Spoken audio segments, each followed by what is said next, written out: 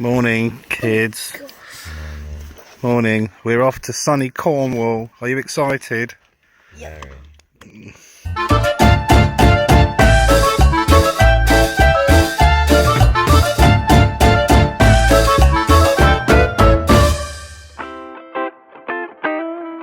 Right, so we're packing, getting ready to go away.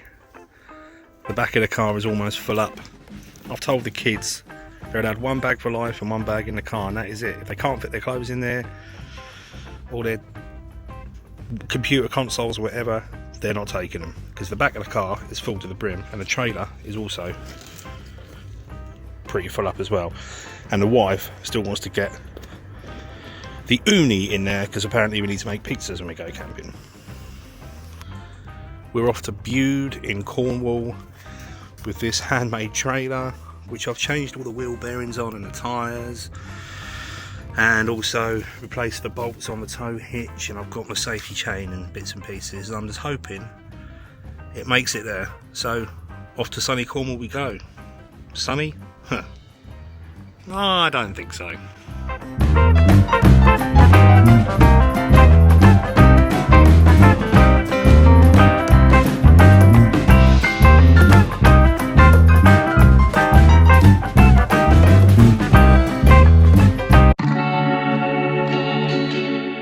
After a 6-hour drive, we arrived in Bude.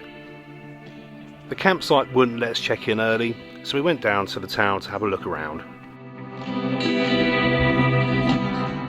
Bude really is a beautiful part of the Cornish coast.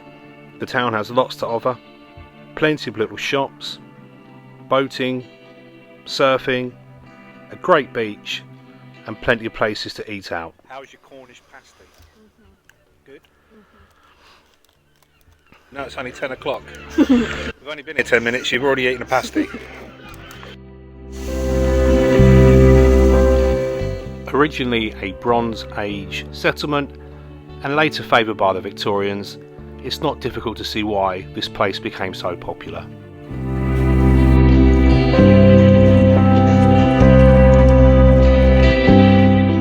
We were staying at Atlantic Camping, but there are still plenty of hotels around the town for people to stay at if you don't quite fancy staying in a tent.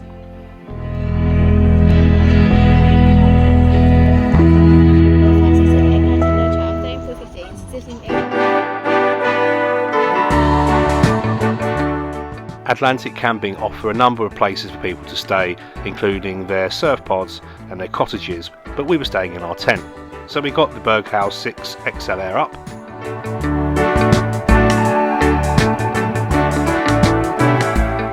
and then we went exploring around the campsite. The campsite's really well laid out.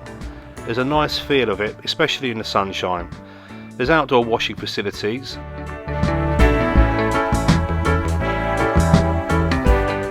there are Alcem points,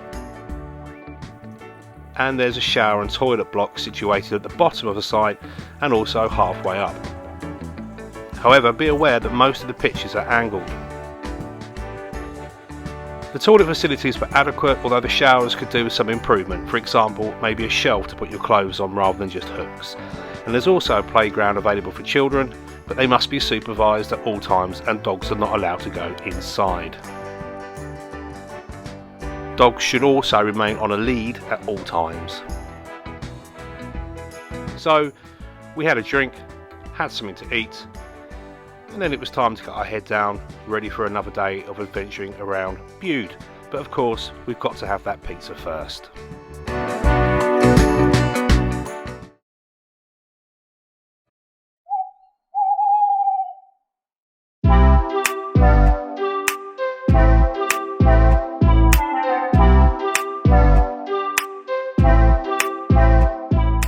So off we went to Bude Bay. The kids wanted to do some surfing and they wanted to do the surf school. So we paid the £35 per child, which gives them about 3 hours of surfing with an instructor. And the RNLI lifeguards were also on duty for people who wanted to go swimming between the flags.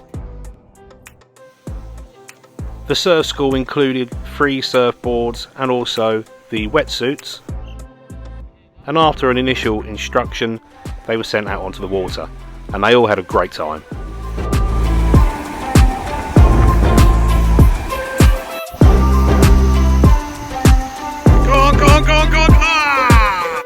Meanwhile, I took a chance to fly my drone around the bay and get a look at some of the amazing textures of the land formations.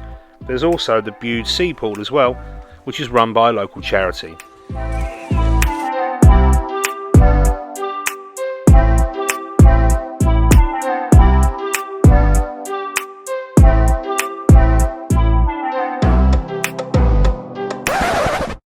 The car park for the beach gets really busy very early. If you're not there before 10 AM, you may struggle to get a parking space at peak times.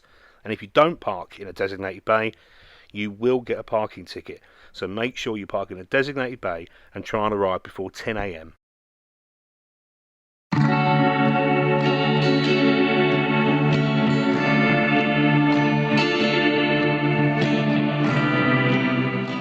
Bude Town Centre has a lot of independent shops and also some of the usual high street stores you'd expect to find.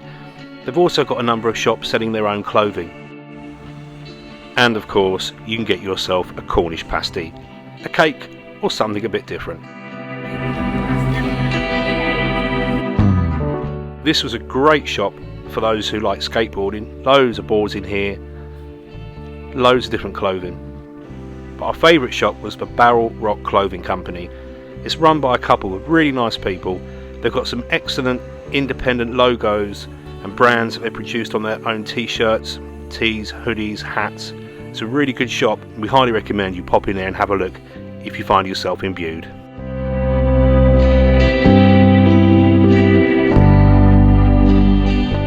The Bude Heritage Museum holds a number of artefacts that are relevant to the history of the town, and it's worth popping in there if you want to learn more about Bude and how it developed over the years.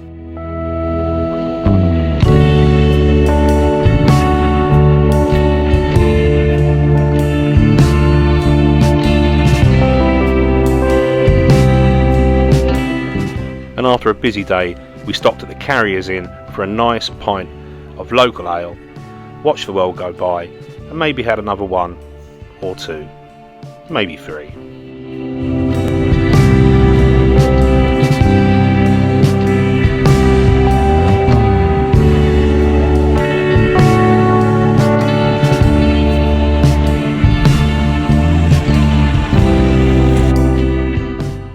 And then we got a taxi back to the campsite where we had our dinner and also celebrated our son getting some excellent GCSE results. However, my brother-in-law took so long to cook the curry that we had to wash up in the dark, and then we found out that the washing up area doesn't actually have any lighting.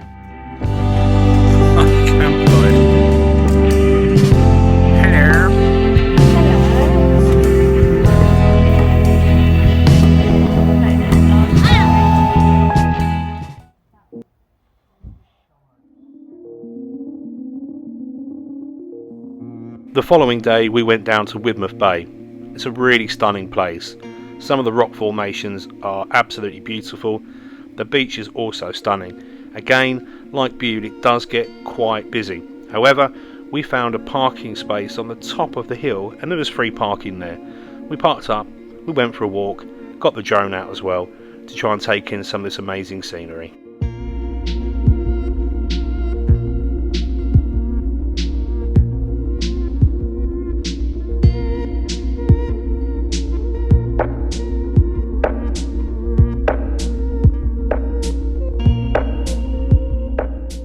So would we go back? Absolutely we would. Bude is a beautiful part of the United Kingdom. Would we go back to Atlantic camping? Well, I'm not entirely sure, to be honest with you. There were a few issues that we had. One in particular was that one of our party had to leave 5 days early and her pitch became empty. We'd already paid for the pitch, and then we befriended some people on the holiday and they wanted to stay an extra night. So we offered the pitch to these people. However, the owner of the campsite said that wasn't allowed. He then charged them for that night even though we'd already paid for it. He then let out the pitch to somebody else. We felt that was not in the greatest spirits and it left us a little bit annoyed with the way we felt we'd been treated. The toilets were cleaned once a day, and in all honesty, at peak times that's not really enough. They need to be done twice a day. Unfortunately, you can't trust the people that go in before you to clear up after themselves, and I don't think it's fair that you should have to clean up after somebody else when you're on holiday.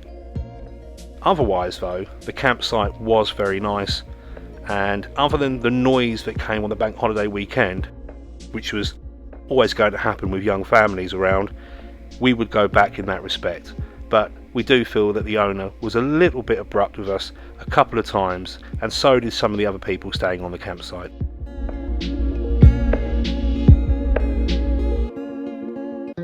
We also found that some of the showers never got warm, but generally the site is very well kept, very well laid out. The pitches are of a generous size, most of them have hookup, so in that respect you probably would struggle to find a better site in the area, and it's very well located. You can also walk to the beach if you want to. It's about 2 miles in total, and it's all signposted all the way through from the campsite down to the town. However, make sure when you get to the industrial estate that you do turn right as the sign says, and don't carry on like I did and go down the single track lane, because you'll end up, once you get past the horses, walking on a road with no footpaths either side.